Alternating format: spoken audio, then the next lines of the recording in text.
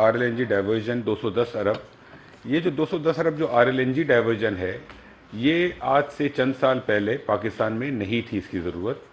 اور اس کی وجہ یہ ہے کہ چند سال پہلے پاکستان میں نیچرل گیس ہمارے اپنے ذخائر اتنے تھے کہ اپنے ذخائر سے ہی ہم گیس پوری عوام کو دے دیتے تھے, انڈسٹری بھی چلا لیتے تھے. پچھلے 10 سالوں سے پاکستان میں ہر سال گیس جو ہم اپنے ذخائر نکالتے ہیں وہ کم ہوتے جا رہے ہیں. میں نے پہلے بھی کہا تھا پریس کانفرنس میں کہ آج جو ہم آئل اور گیس نکال رہے ہیں اور آج سے 10 سال پہلے جو آئل اور گیس نکال رہے تھے, آج ہم 1000 ارب سے کم نکال رہے ہیں. 1000 ارب روپے کا ڈفرنس ہے $3.5 بلین کا.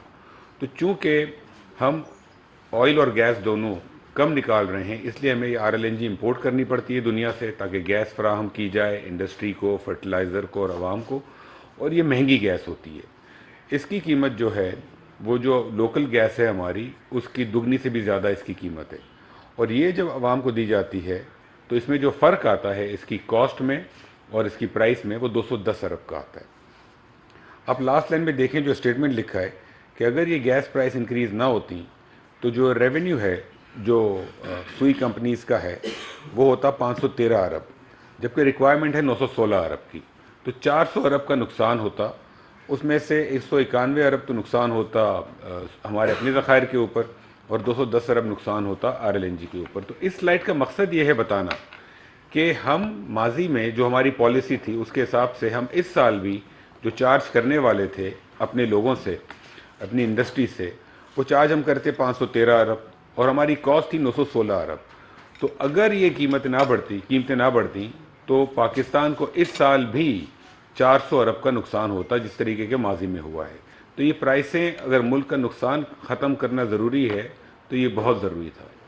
اگر ماضی میں قیمتیں ہر سال آہستہ آہستہ ایڈجسٹ کی جاتی تو آج اتنا زیادہ انکریز نہ کرنا پڑتا ہمیں, لیکن چونکہ پچھلے سالوں میں پرائسز نہیں ایڈجسٹ کی گئی اس لیے یہ بڑھانا پڑا. نیکسٹ جی. اب یہ جو سلائیڈ ہے یہ آپ کو بتا رہی ہے کہ ہماری جو ملک کی 2 کمپنیز ہیں سوئی نارتھ اور سوئی ساؤتھ, جو نیچے جو اورنجش جو ہے کلر وہ سوئی نارتھ کا نقصان ہے اور جو اوپر بلو میں ہے وہ سوئی ساؤتھ کا نقصان ہے. اگر آپ دیکھیں 2013-14 میں آج سے 10 برس پہلے ٹوٹل جو نقصان تھا ان کمپنیز کا جو ڈفرنس تھا ان کی قیمت میں اور ان کی کاسٹ میں وہ 18 ارب کا تھا سالانہ. آج سے 10 سال پہلے یہ دونوں کمپنیز جو ہے ان کا 18 ارب کا نقصان تھا. پھر آپ دیکھیں ہر سال یہ نقصان بڑھتا گیا ہے کیونکہ ہر سال نقصان کا اماؤنٹ بھی زیادہ ہوتا گیا اور ماضی کا نقصان بھی ریکور نہیں ہوا. تو آج کی تاریخ میں 10 برس میں آج جو ہم کھڑے ہوئے ہیں 2022-23 جو پچھلے سال تھا 2022-23 وہ 879 ارب کا نقصان ہو چکا ہے. تو 10 سال پہلے ان 2 کمپنیز کو جو نقصان ہو رہا تھا 18 ارب کا وہ آج 879 ارب پچھلے 10 سال کا نقصان ہے. یہ تو 10 سال میں جمع ہوتے ہوتے 879 ارب کا نقصان ان 2 کمپنیز کو صرف ہمارے ملک کی جو ذخائر ہیں اس گیس کے اوپر ہے. اگر اس میں ہم R L N G add کریں, باقی چیزیں ایڈ کریں, پوری پیٹرولیم چین کے نقصان ایڈ کریں تو وہ آج 2100 ارب پہ پہنچ چکا ہے. یہاں ہم نے صرف 2 کمپنیز کا دکھایا آپ کو, ٹوٹل 2100 ارب کا نقصان پہ پاکستان آج کی تاریخ میں پہنچ چکا ہے پیٹرولیم سیکٹر میں. نیکسٹ سلائیڈ جی. اگر یہ نقصان ہم ریکور نہیں کریں گے, اگر ہم گیس پرائس نہیں بڑھائیں گے تو عام آدمی پہ کیا فرق پڑے گا, ہمارے ملک پہ کیا فرق پڑے گا, یہ ڈسکس کرنا ضروری ہے. کہ ایک سوال یہ ہو سکتا ہے کہ بھئی پرائس نہ بڑھائیں, ایسے ہی چلنے دیں سسٹم کو, لیکن اگر ایسے ہی چلنے دیں گے تو اس کے نتائج کیا ہوگے یہ بھی ہم ڈسکس کر لیں. پہلی بات ہم سب جانتے ہیں کہ ملک میں سرکولر ڈیٹ جو کہ نقصان ہے پیٹرولیم سیکٹر کا وہ کانسٹنٹلی بڑھ رہا ہے. تو وہ بڑھتا رہے گا, رکے گا نہیں, اور ایک دن پاکستان کے پاس پیسے ہی نہیں ہوں گے دینے کے لیے, تو اس کو روکنا تو ضروری ہے. اس پرائس انکریز کے بعد ہمارے پورے پیٹرولیم سیکٹر میں سرکولر ڈیٹ نہیں بڑھے گا. تو یہ فیصلہ جو ہے وہ سرکولر ڈیٹ کو نہ بڑھانے کے لیے ایک بہت امپورٹنٹ فیصلہ ہے. آج کی تاریخ میں پاکستان میں پورے انرجی سیکٹر میں سرکولر ڈیٹ بڑھنا رک گیا ہے. پیٹرولیم سیکٹر میں کوئی نقصان بھی نہیں ہے, پاور سیکٹر میں نقصان ہے جو کہ بجٹ سے آتا ہے, اور اب ہماری کوشش ہے کہ ہم اس کو بھی ختم کریں اور کم سے کم لے کے جائیں. دوسری چیز, پچھلے 10 سالوں میں جیسے میں نے کہا کہ ہم اپنے ذخائر آئل اور گیس کے جو نکال رہے ہیں وہ 1000 ارب سے کم ہیں. وہ کیوں کم ہیں؟ کیونکہ جب نقصان ہو رہا تھا پاکستان کو تو ہمارے پاس پیسے ہی نہیں تھے ان کمپنیز کو دینے کے لیے جو کہ آئل اور گیس نکالیں گی، کوئی نقصان تھا۔ جب ان کمپنیز کو پیسے نہیں مل رہے تھے تو وہ ملک کے ذخائر جو ہے وہ ایکسپلور ہی نہیں کر رہی تھیں، تو ملک میں جو آئل اینڈ گیس کم نکل رہا تھا، اور جو انٹرنیشنل کمپنیاں ہیں وہ آہستہ آہستہ پچھلے کوئی 10 سالوں میں پاکستان میں جتنی انٹرنیشنل کمپنیز تھیں 4 کے علاوہ ساری ملک چھوڑ کے چلی گئی ہیں، تو ہمارے اپنے ذخائر ہم نہیں نکال پا رہے تھے اس نقصان کی وجہ سے۔ تو اس کا نتیجہ کیا تھا؟ وہ یہ تیسرا پوائنٹ، جب اپنے ذخائر نہیں نکالیں گے تو آپ کو باہر سے گیس اور آئل منگوانا پڑے گا، تو ہماری امپورٹ بل بڑھ رہا تھا۔ آج جو ہم گیس LNG جیسے میں نے بیان کیا وہ منگواتے ہیں، وہ اس لیے منگواتے ہیں کہ ہمارے اپنے ذخائر نہیں ہیں، تو ہماری مہنگی امپورٹ بڑھ رہی تھی جس میں ہمارا ڈالر استعمال ہو رہا تھا۔ چوتھی چیز یہ کہ ہمارے ملک میں جو سالانہ خسارہ ہوتا ہے بجٹ کا وہ بڑھ رہا تھا اس نقصان کی وجہ سے، رائزنگ فسکل ڈیفیسٹ۔ اس کا کیا امپیکٹ تھا؟ جب وہ سالانہ خسارہ بڑھ رہا تھا تو ہمیں ادھار لینا پڑتا تھا، اور اس ادھار کی وجہ سے ہمارے ملک میں سود کی شرح اور انفلیشن، مہنگائی دونوں بڑھ رہے تھے۔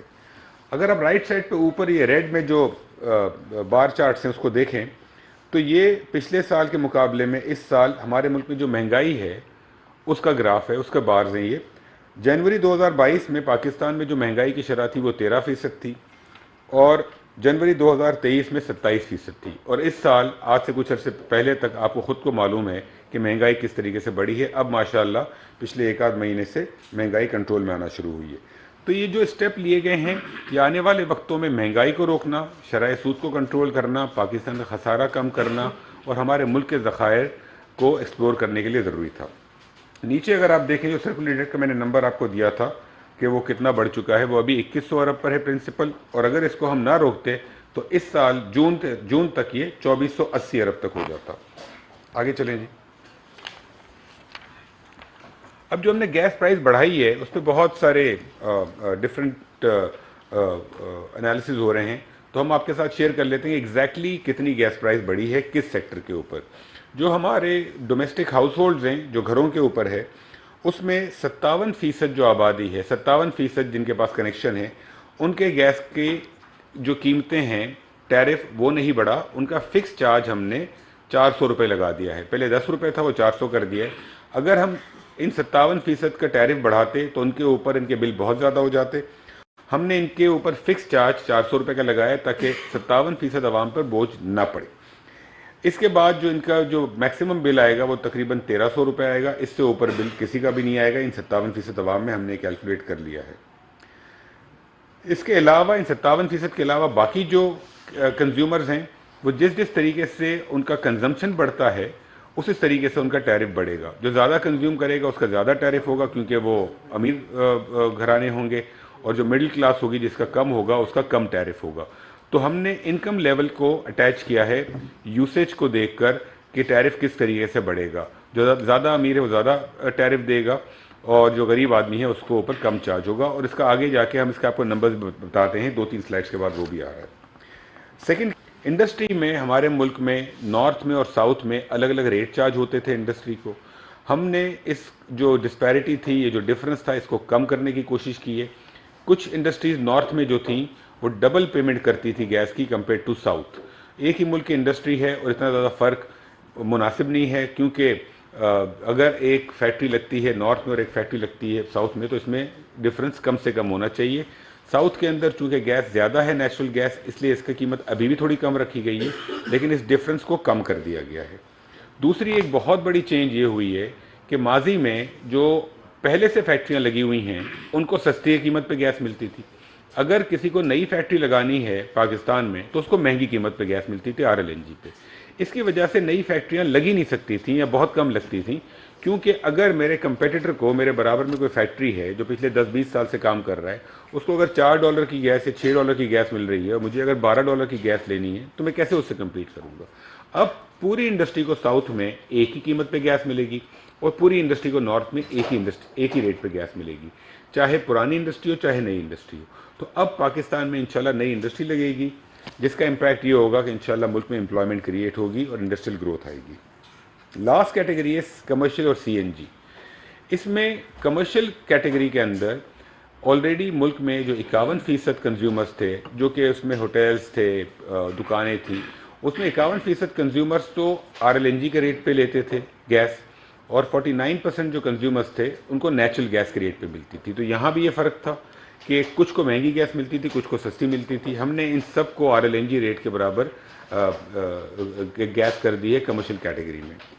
CNG کے اندر جو ہے اس کے اندر بھی 27% لوگ CNG کی جو کیٹیگری میں کسٹمر تھے ان کو RLNG ریٹ پہ ملتی تھی اور باقی 73% کو نیچرل گیس پہ ملتی تھی. ہم نے ان کی قیمت بڑھا کر 3600 روپے کر دی ہے. پہلے ہمارا اس کو پلان تھا کہ 4400 کرنا, لیکن پھر ہم نے اس کو 3600 پہ رکھا ہے تاکہ جو CNG انڈسٹری ہے جو کہ زیادہ تر KPK میں ہے وہ چلتی رہے اور اس میں کوئی ان کو ڈینٹ نہ پڑے. نیکسٹ جی. تو یہ جو ابھی میں نے آپ کے ساتھ شیئر کیے ڈیٹیل, یہ اس کا مقصد یہ تھا کہ ہر کیٹیگری میں کوئی ہم نے اپنی مرضی سے سوچے سمجھے بغیر انکریز نہیں کی. ہر کیٹیگری میں ایک لاجک ہے, ایک ریشنل ہے, سوچ سمجھ کے انکریز کی گئی ہے. یہ جو سلائیڈ ہے اس سے آپ کو پتہ لگے گا کہ اوپر والے اگر آپ رائٹ سائڈ پہ دیکھیں تو جو لو انکم